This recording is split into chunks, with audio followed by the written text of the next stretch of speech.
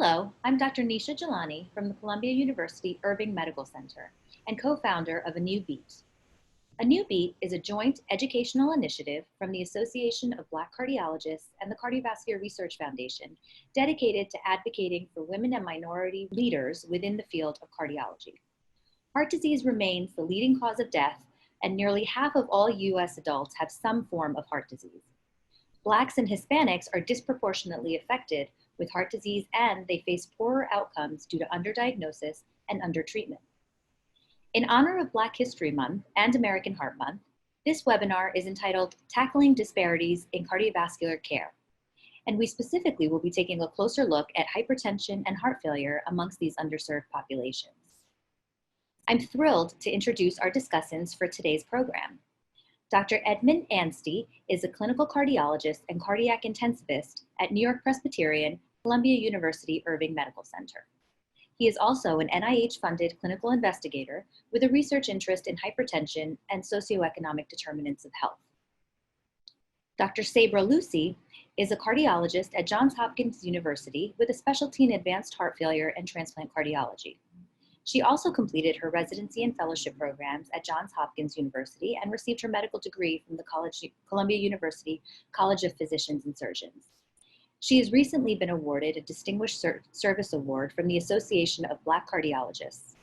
Her clinical interests include quality initiatives in improving heart failure care, including access, utilization, and outcomes in diverse aging populations.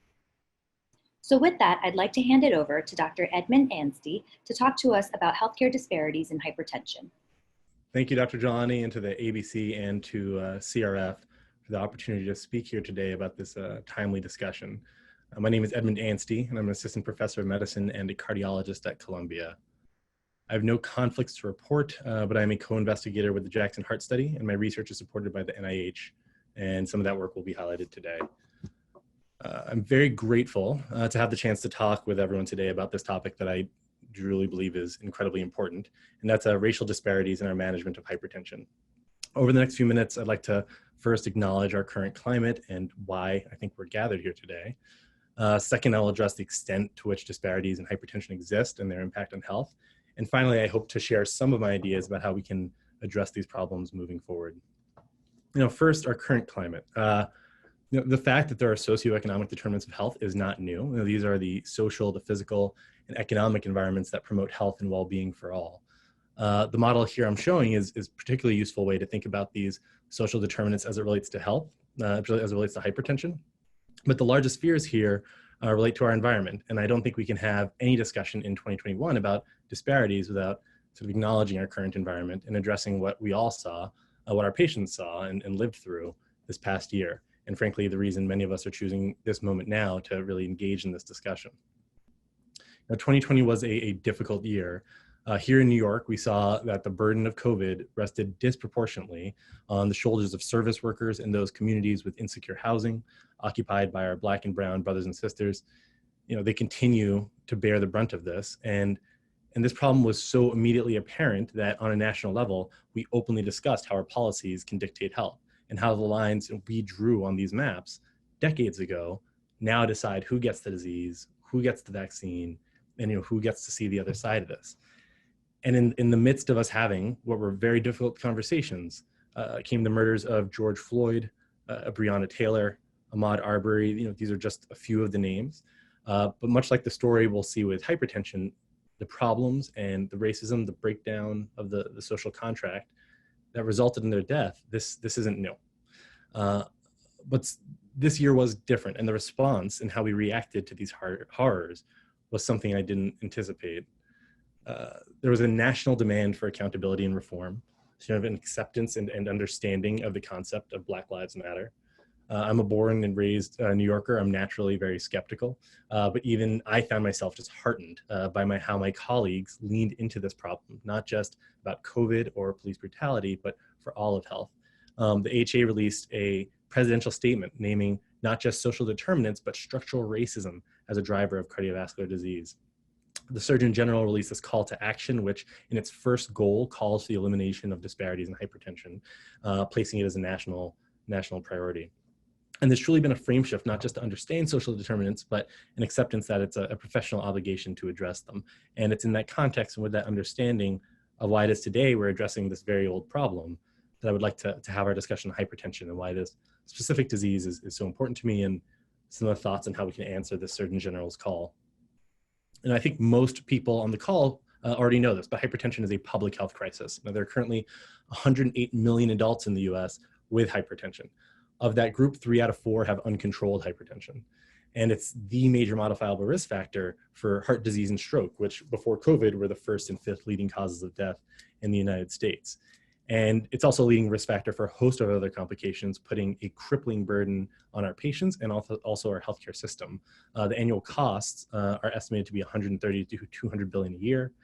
And while these numbers are specific to the US, it's very much a global problem. And what we're already seeing is in the developing world, as countries overcome infectious disease, hypertension is becoming a driver of poor health.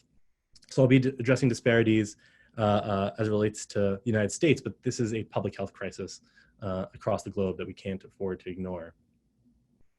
I mentioned this is an old problem, that hypertension disproportionately affects communities with social disadvantage is something we've known for a while. In 1960, the US Department of Health, Education, and Welfare conducted a cross-sectional survey, which would later evolve to what we now know as NHANES. And what they found is that hypertension is more prevalent among Blacks and whites across all age groups. And they also note that the disease varied by geographical location and occupation, really setting the groundwork for what we now know and call the socioeconomic determinants of health. Now, since the time of this survey, we've made substantial advances in the detection and treatment of hypertension with an arsenal of medications and dozens of clinical trials, and yet achieving health equity eludes us. The NHANES survey from 2011 to 2014 shows the same disparities. The proportion of Blacks with hypertension stands in stark contrast with all other groups. And I'll get into this more in a moment, but these estimates are based on clinic blood pressure, and they likely underestimate the true prevalence and impact that hypertension has, in particular on Black and Brown communities. And this translates to more cardiovascular disease. And as a Black community, we are dying of heart disease at a higher rate than any other racial and ethnic group. And while event rates have declined over time, the Black-white gap persists. And this is really forcing us to come back and think about, where we started, social determinants of health. After decades of research, one thing we can definitively say is that there is no single prevailing problem. This is not simply about access or income or education, but it's a consequence of multiple factors operating at different levels of our community and healthcare system, conspiring to carry forward these injustices. And taking on that type of legacy, even just looking at this slide, can be daunting and appear so overwhelming as to not even know where to start.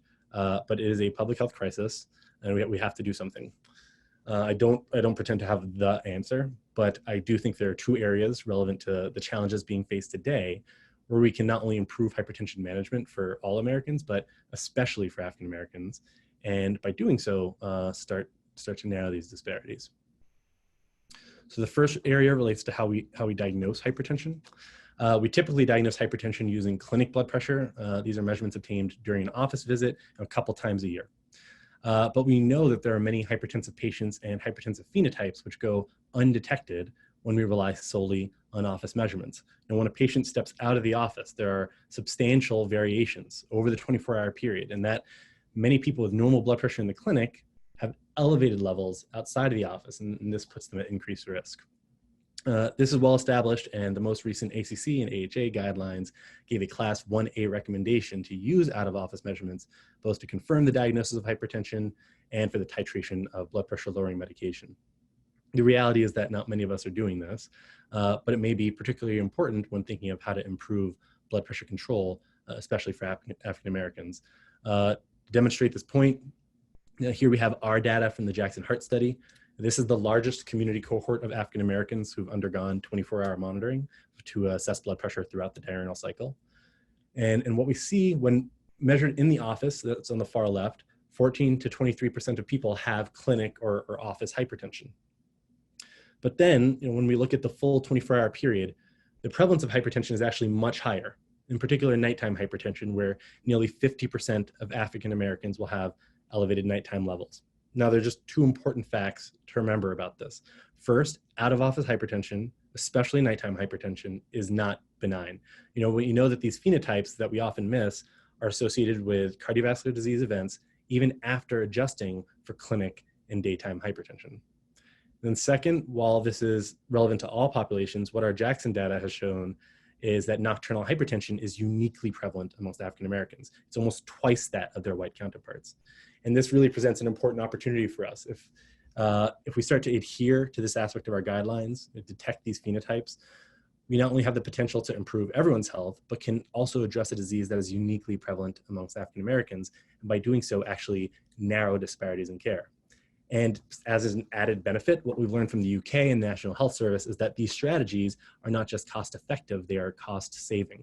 Using out-of-office measurements to avoid unnecessary treatment for those who don't need it, and also to better detect and manage hypertension before it progresses for those who do need it.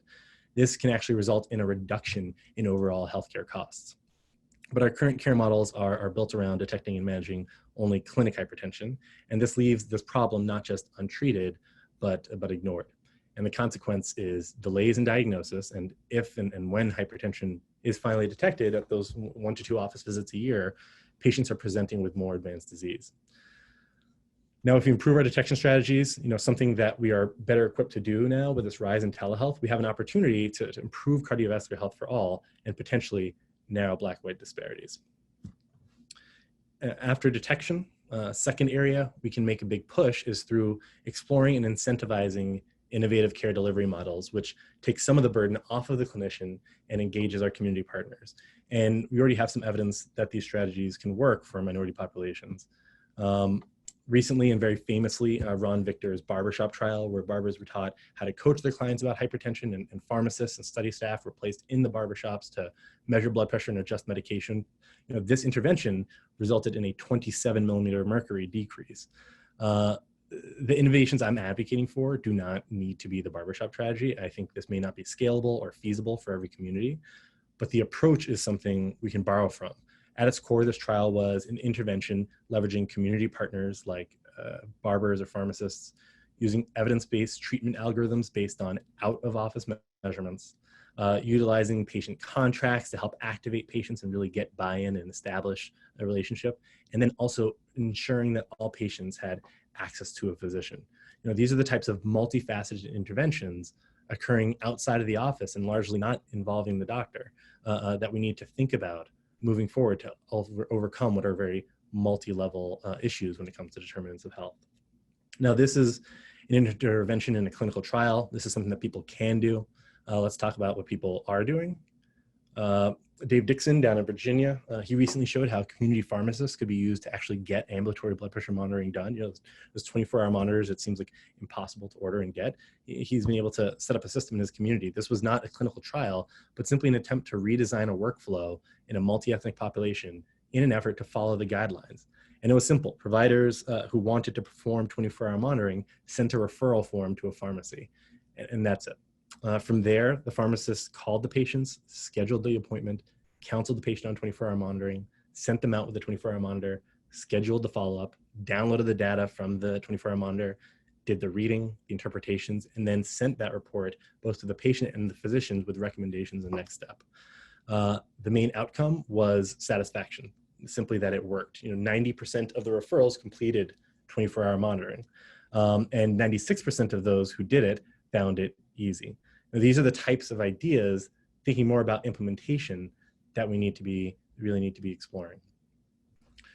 Now, both of these examples use community partners, really bringing in stakeholders and empowering them to help us tackle this problem together. Really, not all change has to be driven by physicians, nor done with our white coats on in the clinic. On our own, we are not doing a great job right now. And thinking about historical injustices, there is an earned mistrust that we have to overcome. And moving forward, we really need to rethink sort of how we engage in our communities. Some of this will be investments in MAs who can coach patients on how to perform blood pressure measurements at home. This could be investments not just in pharmacists, but faith leaders, social workers, anyone who can help us, and we can help to really help us rethink where care can be delivered. And as we discussed telehealth, ensuring that we have solutions that are as effective for 5G as they are for 3G. But until now, this idea, shifting hypertension management from the office to the community has been impractical. But the advances we're starting to have with telehealth and the openness to new strategies really can allow us to implement our guidelines and take steps to reduce the burden hypertension places on all communities, but especially those who've been historically undertreated. So, I said before, this is daunting, but I'd like to end with a quote from the author, James Baldwin. Not everything that is faced can be changed, but nothing can be changed until it is faced. This, as I hope I've shown, is a very old problem. And even though today I'm talking about hypertension, we could just as easily be discussing diabetes, atrial fibrillation, vaccine hesitancy.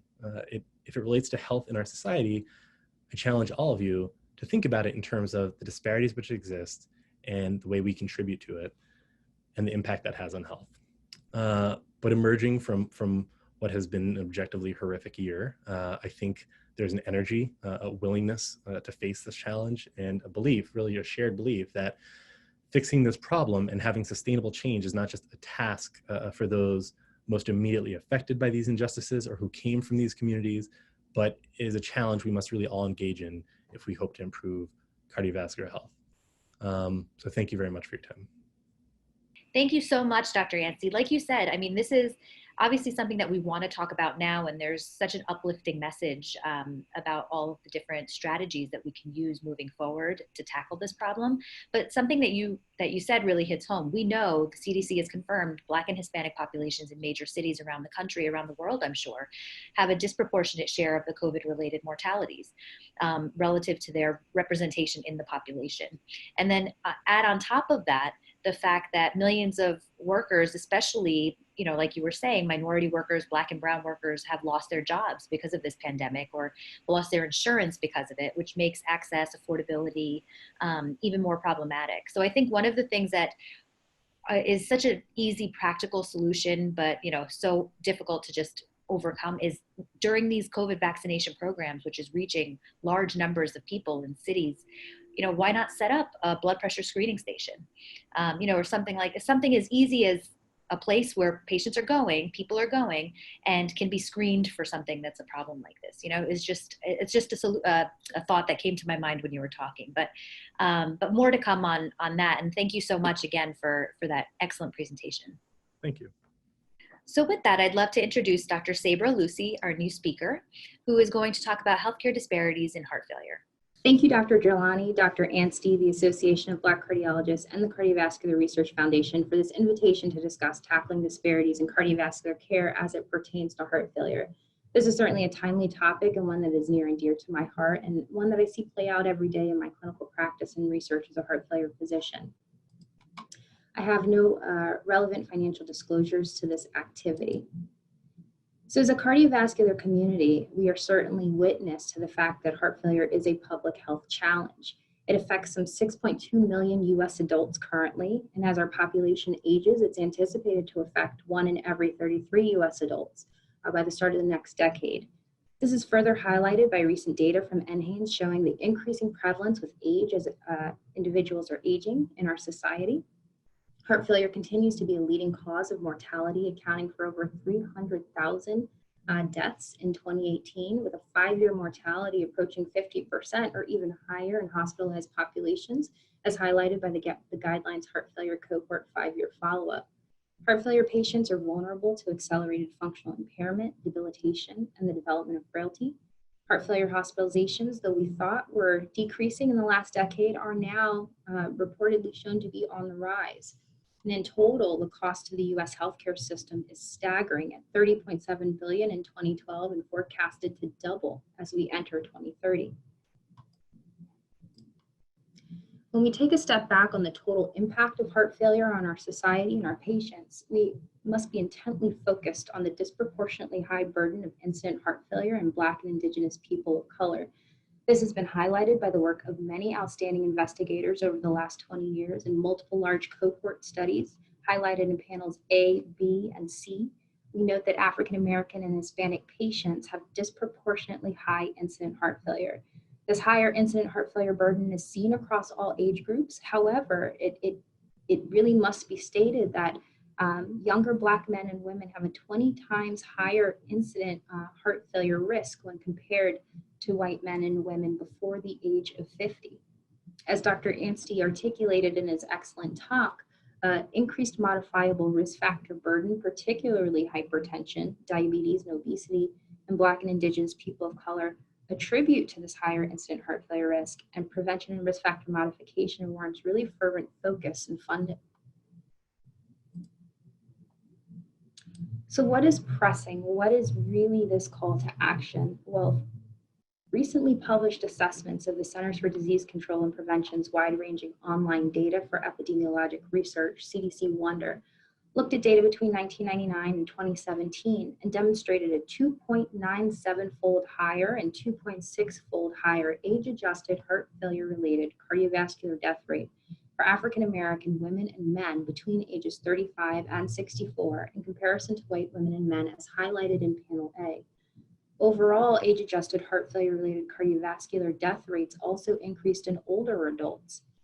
And for us to take note, as in panel B, thus premature deaths in young and middle-aged African-American individuals have increased, and the heart failure mortality disparity has worsened over the last 18 years.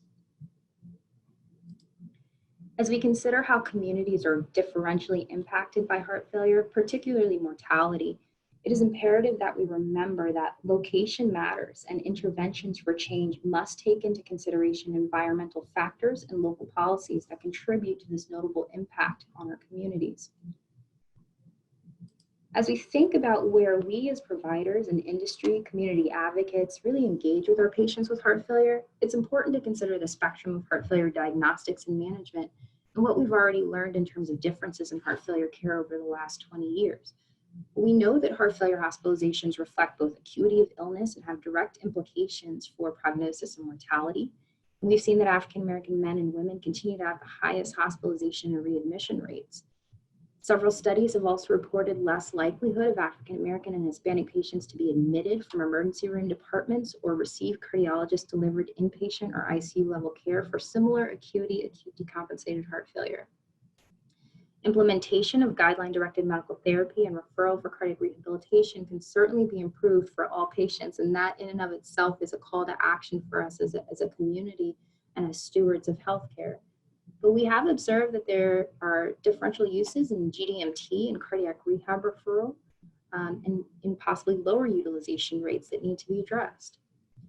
One of the joys of heart failure as a field are certainly the innovations in procedural and surgical interventions that have made remarkable gains for our patients. However, there are differences in utilization of cardiac resynchronization therapy, particularly in women and Black and Indigenous people of color.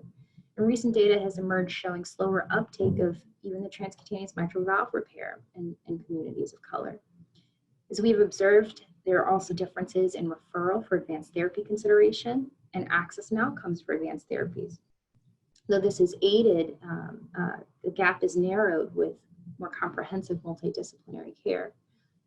Furthermore, we've also seen that in pharmacologic and surgical clinical trials, there has been underreporting and underrepresentation of women and racial and ethnic minorities, and this is an area that all of us as cardiovascular investigators can actively work to improve every day.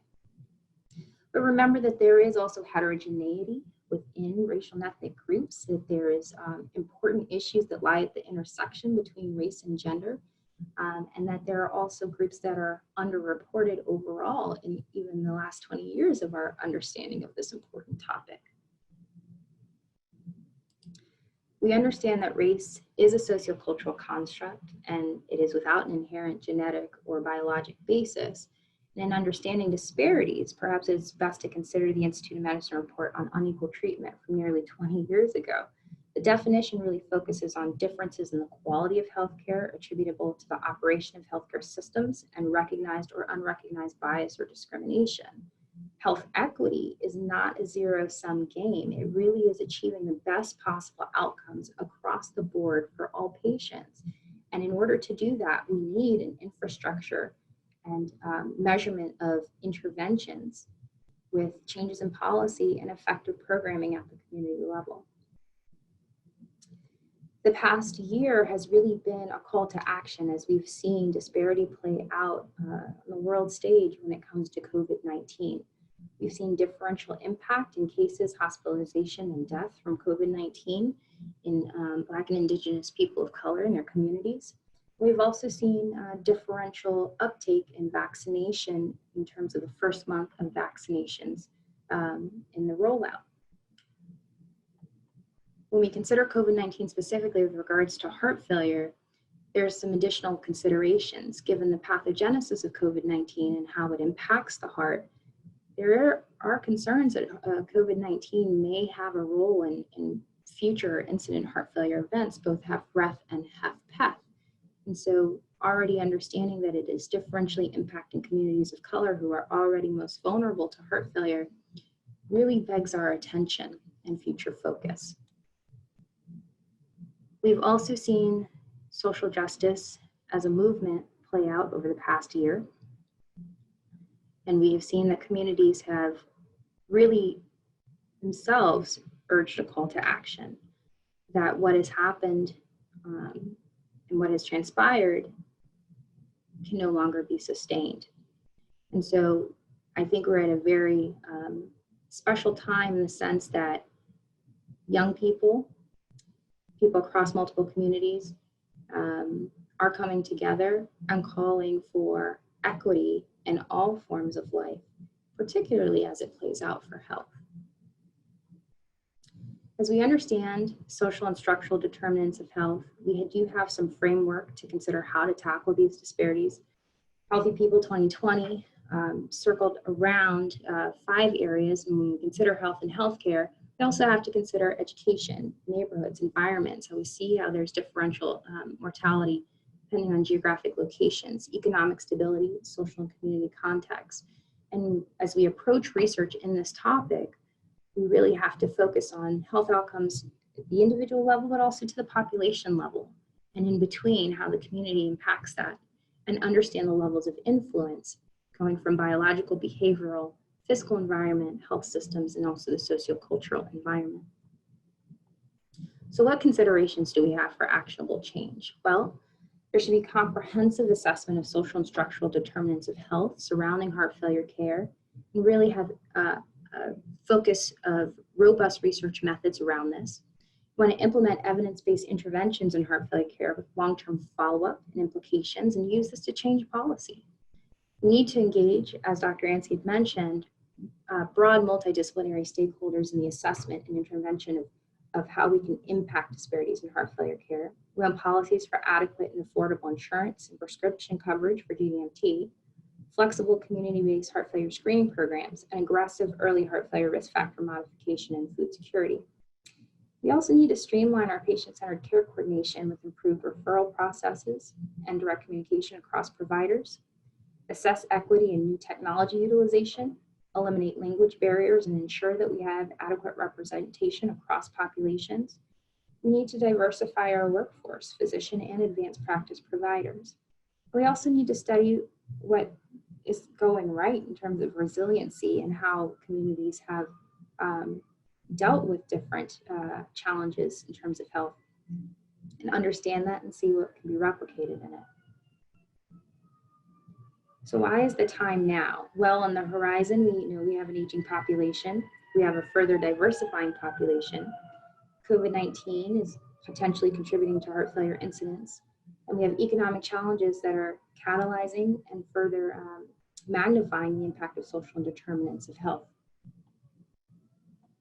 And so I'll leave you with this quote: of all the forms of inequality, injustice in healthcare is the most shocking and inhumane, from Dr. Martin Luther King in March 1966. Thank you. Dr. Lucy, thank you so much for sharing your expertise on that area. You mentioned one of the most glaring disparities, which is that heart failure has so many emerging technologies, not just treatments for valve conditions and things like that, but also just preventative therapies such as cardiomems or even preventative medications that can reduce hospitalizations. Some of the more expensive medications, which I think as a medical community, it's quite frustrating to not be able to get these to our patients. Is there something that you can identify for us as the medical community that we can do to try to impact change regarding this? Absolutely, Dr. Jhalani, this is such an important question because we know that we have guideline-directed medical therapy that improves outcomes and reduces mortality. And so we know that we have lives on the line that we can save. I think as a community, the most important thing that we can do is for every patient that comes in front of us to really think about what is this person eligible for, what is going to make a big difference in terms of the natural history of their disease process, and advocate for them to get those therapies. Certainly starting guideline-directed therapy up front. If you're encountering that patient during a hospitalization, the 4 pillars of Gdmt, being RAS antagonism, consideration of the ARNI complex, beta blocker therapy, and MRA, and now the SGLT2 inhibitors, getting them started on that as soon as possible, ensuring that they have good follow-up within 7 to 10 days of the hospitalization. I think that would go a very long way for what we can do for our heart failure patients. In addition, now that we have therapies like cardiac resynchronization therapy, TMVR, really having counseling at every encounter with our patients regarding these therapies so that they fully understand what benefit it can offer. And so that we ensure that we are not in any way unintentionally being gatekeepers against these therapies. And so I think counseling rather rigorously and aggressively will go a long way. And then I think on the policy level, there's certainly much that we can do in terms of ensuring that these therapies are covered, ensuring that the time for counseling patients regarding these therapies are covered, because it's a nuanced conversation. And then what I think all providers try to do is to let their patients know that, you know, I'm your advocate in this and we're going through this together. And I think that goes a long way in terms of the physician-patient interaction. And so those 3 things together, I think. Yeah, absolutely. I couldn't agree more. I mean, I think your point about making sure that every patient is being approached in a systematic way so that intentionally, unintentionally, or due to just the burden of, you know, sort of the paperwork that goes into getting the appropriate medical and interventional therapies for these patients isn't being sort of overlooked.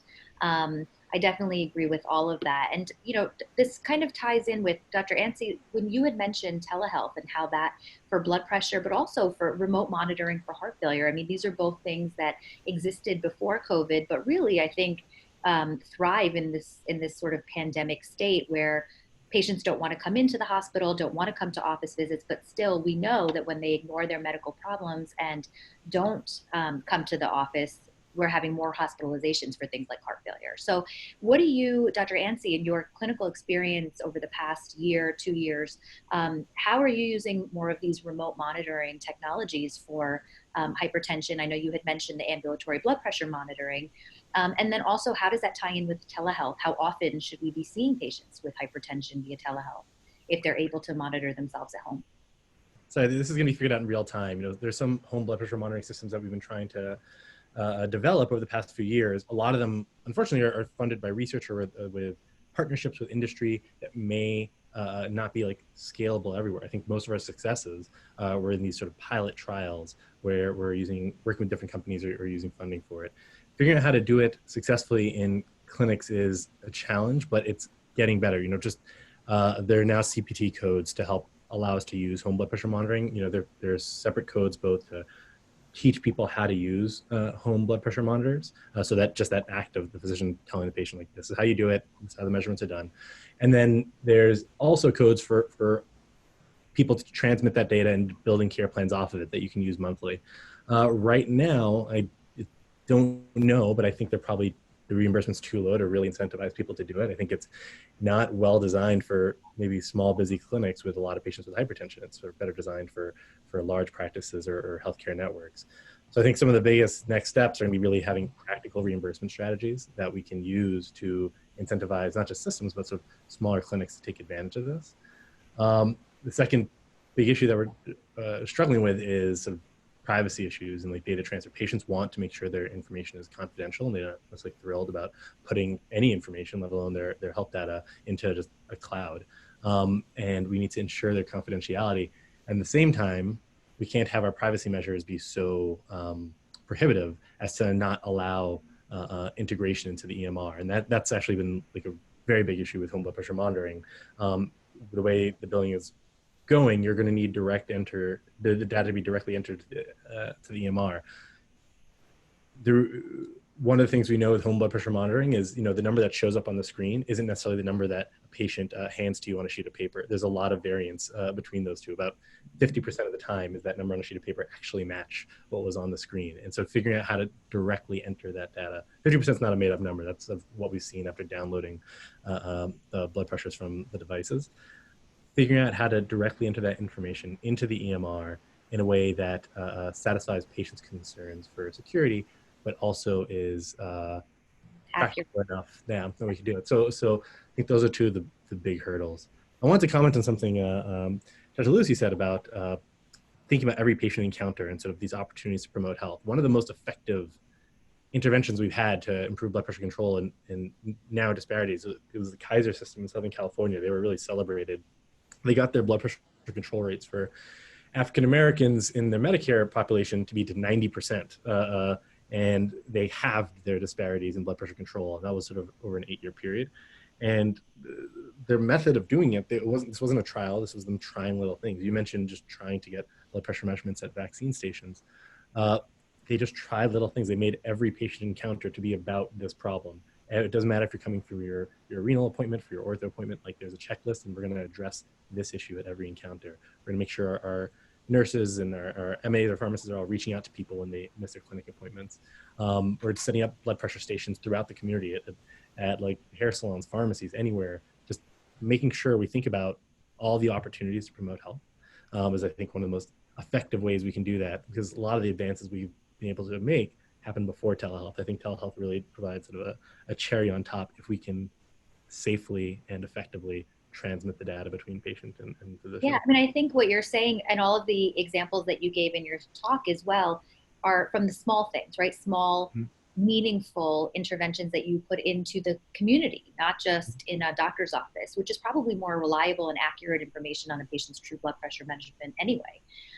So I think that definitely, and in terms of incentivizing systems, it almost sounds like if there was somebody in each practice, almost like you have a Coumadin nurse, like a warfarin nurse, you have a blood pressure mid-level practitioner, a nurse practitioner, or PA, or somebody who is, dedicated to just blood pressure control on a more regular basis, whether that's via phone call, whether that's via once a month telehealth check-in, something like that, and then integrating it into the practice that way. That way the patient actually feels like there's somebody that you can go to without overburdening the physician community as well, with, weekly check-ins on blood pressure visits. Exactly. So are there any other examples, and this is for both of you, from a system standpoint, from a healthcare system standpoint, what can we do to try to minimize this disparity, within the system itself, not just going out into the community, because I think that that's so important, but is there anything that we can do restructuring the healthcare system? For example, you're both at large academic institutions, so think about your community and your system. Sure. I mean, one of the ones I think about, and just a comment you made about sort of the reliability of these data, I will say making sure these measurements are validated measurements is a big concern, that we need validated blood pressure devices. And it's been something I just want to make sure is emphasized, that it's been a big push for the AHA. Everyone needs to know we need validated devices, but we've been able to figure this out for other diseases, like you mentioned. Like, if we can do this for glucometers, I think we can do this for blood pressure. Yeah, I think one of the, frankly, sort of mentioned it's facing this challenge. I do not know the black-white difference in my blood pressure control in my clinic. I don't know it in my institution. I don't know it for my healthcare system. I think awareness of the scope of the problem is a very big first step. I think collecting the data, reporting it within the clinics, within the community, and saying, hey, this is what's happening, so people understand that this isn't a problem that, in general, when people are surveyed, everyone thinks it's somebody else's problem. It's like, oh, it's not my patient, somebody else's. That'd be one of the first steps I would do. And the second, and this is a bigger ask, but we really have to sort of streamline some of our reimbursement models so we can take advantage of the changes that are being made with CMS. I think, frankly, the collections have been low because it's logistically hard to do. It's logistically hard to make sure the documentation is right, that you got the blood pressure, you entered it the right way into the system, you taught the patient the right way, you've documented your change in care plan, all these little steps. It's in a busy practice, it's hard to take the time to do all these things when you already have a host of other medical conditions to take care of. making the management of hypertension harder isn't going to be a solution. We really have to streamline it and I think take some of that burden off of the treating clinicians. Sure. Dr. Lucy, what about your thoughts? Yeah, so to answer that question, specifically, what can the health system do to address disparities with regards to hypertension and failure in particular? I think there's a few things. So on the health system level, I think one, we do have some unique challenges, even though we're all part of the same mega hub ship in terms of just care coordination across specialties and across providers. I think that we can do a lot in terms of streamlining that, particularly as we're having therapies come out that cross disciplines. For example, the SGLT2 inhibitors, are they the responsibility of the heart failure cardiologist, the general cardiologist, the endocrinologist, or the nephrologist? I think we're all going to have to take part in that. So streamlining care coordination. Two, I think there are many spokes to the wheel, and we have extensions as physicians with advanced practice providers that we are working with daily, and our advanced practice providers interface with a great host of patients. And so I think this is some particular role in which APPs and pharmacists have a unique opportunity to really impact the initiation of GDMT, the titration of GDMT, and even helping in the referral process in terms of getting patients to physicians for further consideration. Three, I think that there needs to be a recognition and a assertment from health systems, particularly health systems that are living in communities that are really facing these challenges, that this is a health system goal and mission to impact this area.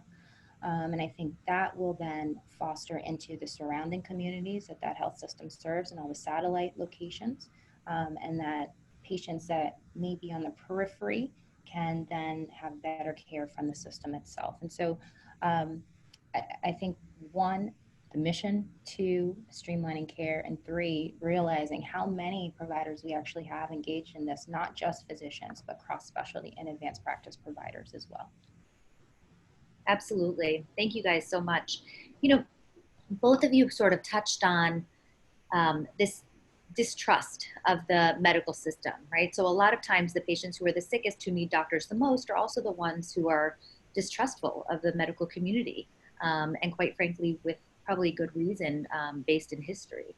And so what, you know, this is part of the mission of A New Beat, is actually promoting physician leaders that understand the racial and ethnic perspectives of patients who want to come and see, or who speak the same language, right? Or just look like them and understand their cultural perspective. And I think that you know, it's very empowering to say that, and to see that there have been studies that say that patients do better when they go to see, a woman does better when she goes to see a woman cardiologist, a Black patient does better when they go and see a doctor who understands their social perspective.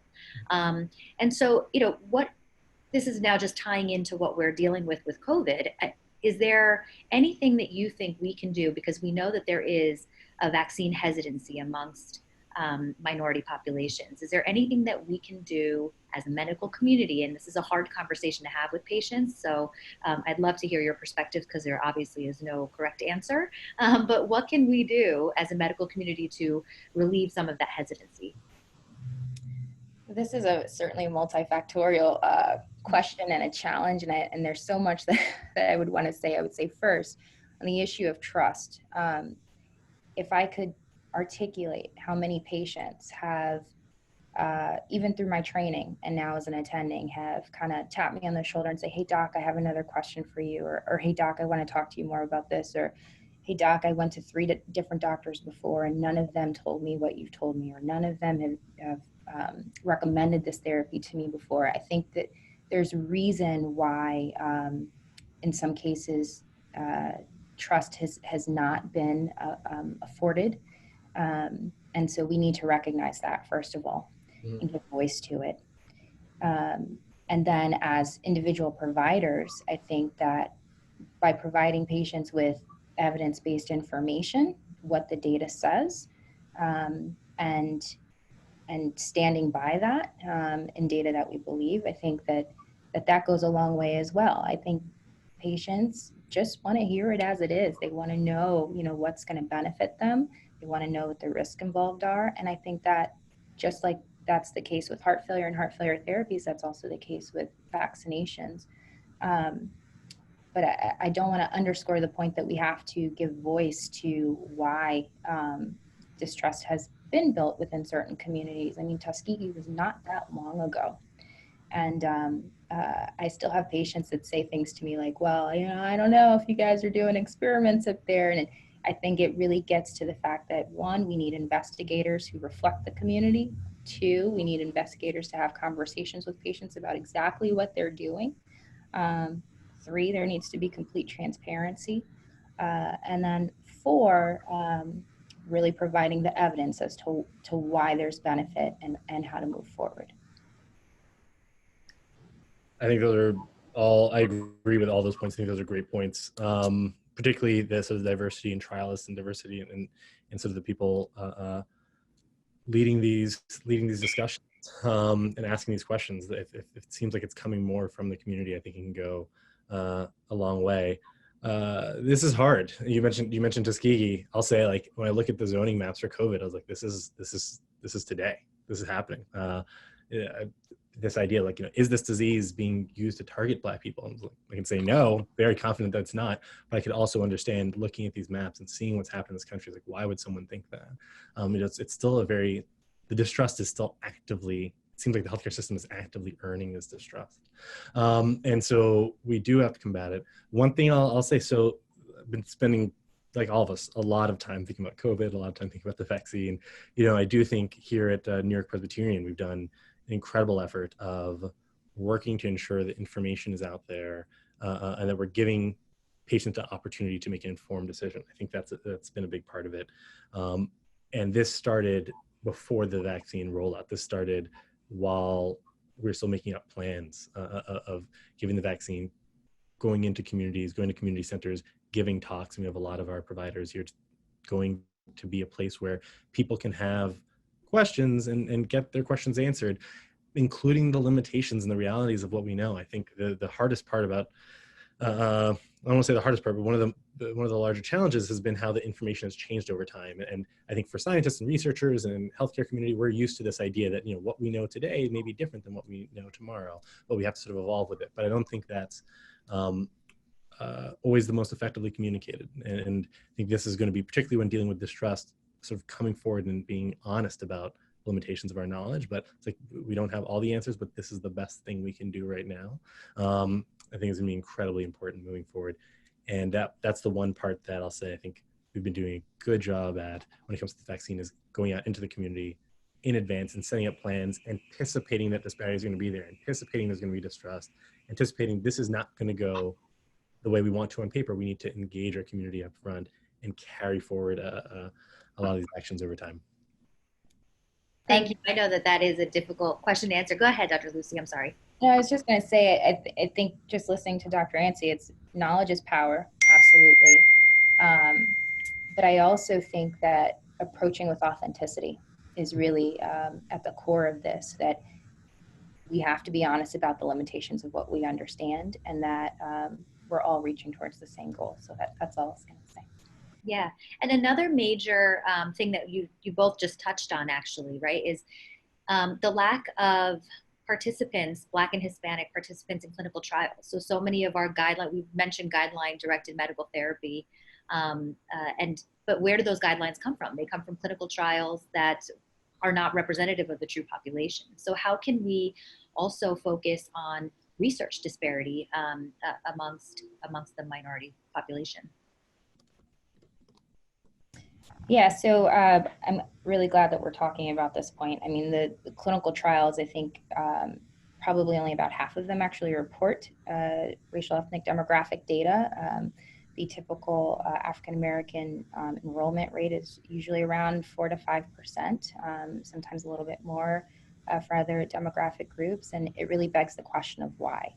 And from all indications, we don't think there's any particular differences in the efficacy of therapies once we see them actually put into clinical practice overall. So a couple of things. One, I would say at the level of the actual site enrollment, we need investigators that reflect the community that is enrolling. And I think that in order to achieve that, the engagement within the community has to start before the trial is even enrolling. That's one. Two, I think as we frame what is important within our cardiovascular community and how we move forward, what we fund, that we need to have an innovative, open mind about what's going to move the needle in terms of cardiovascular care, and fund research from diverse investigators, cross-disciplinary, that really gets at some of these issues. Number three, I think there needs to be standards in place in terms of reporting and how to go about the best practices in doing disparities research, and also the application of racial ethnic data in clinical trials. And I think there is a moving tide within the cardiovascular community right now where these standards are starting to be in place, and there's more conversation about it, probably aided in part by what we witnessed over the past year, that I think we are all starting to understand we got to get this right, and we got to get this right really soon. Yeah, I completely agree. And I'll just say with hypertension, I think, you know, we've certainly made some advances in this effort over the last few years. I think we have some a sprint trial, I think it was around 30% prevalence of Blacks and Hispanics in the trial, where we up front sort of did exactly what Dr. Lewis is speaking to, like having these goals be priorities. And just after years and years of seeing the effect of like what happens when you don't adequately power your studies, when you don't adequately seek out these populations, is you have results that you don't know if you can act on. And so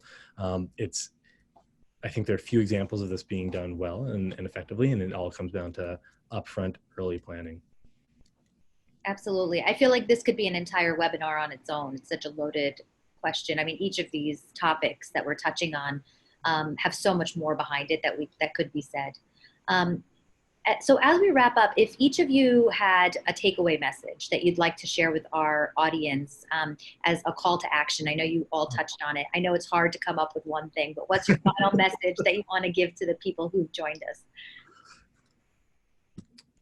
Sure, I can go for it. I'd say really, you know, this has been we both said it, you know, this year really spurred a lot of conversations, but just hold on to that energy and apply it to just every clinical encounter, and thinking about not just hypertension, not just heart failure, think about it for your asthmatic, thinking about what are the things that as a healthcare system, as an individual provider, that you're doing which may be contributing to these disparities. And just the more you ask that question, you more engage this discussion, the more you can be a part of the solution. And if I had a second big takeaway, we must engage the community in this problem. Like we've been failing to achieve our goals for too many decades. We cannot pretend to do this on our own. Yeah, in terms of a takeaway, in terms of the call to action, so I think the thing that I continue to be just striked by, or I'm grappling with, is that we've known about the disparities gap for years. It's been articulated, enumerated, studied, reported for the past 20 to 30 years. From the time that we've really been collecting data on this. And in recent years, we're seeing some of the disparities worsening and widening. And so, again, I think, yes, this is an all hands on deck problem. This is not the responsibility of any one community, any one type of provider or anything like that. This is an all of us. This is a cardiovascular community issue. We absolutely have to engage diverse stakeholders across disciplines. We need the help of policymakers. We need the involvement of community in making tangible, actionable changes with regards to this. And we have to combat inertia. Just like there's therapeutic inertia in getting Gdmt on board, there is therapeutic inertia in making some of these hard changes and hard conversations about these social and structural determinants of health and how to intervene on them. And inertia and inaction just it's just not gonna cut it anymore. And so I look forward to what is coming in the pipeline in terms of how many investigators are really committed to this call to action, who are certainly putting out high quality data and making interventions and following the long-term implications of it. I think we're going to see some really actionable stuff in the next 5 to 10 years from our own investigators in our cardiovascular community. And I'm encouraged by that. So I'm encouraged by all those who've taken up this charge and are really moving forward with it. Yeah, absolutely. And I want to sincerely thank you both so much for your time and for your thoughts, and hope that this is just the start of a new beat sort of part in this conversation that has been going on for decades, like you all said. And I hope that our attendees have gained some meaningful insights into the healthcare disparities about hypertension and heart failure, but also solutions and potential solutions, and sort of motivation to make these changes in their own practices and in their own communities. So we look forward to having you join us for future programs. There's going to be a recording of this webinar on our website and other useful resources on our website as well, which is www.anewbeat.org. Thank you all, and stay safe and well.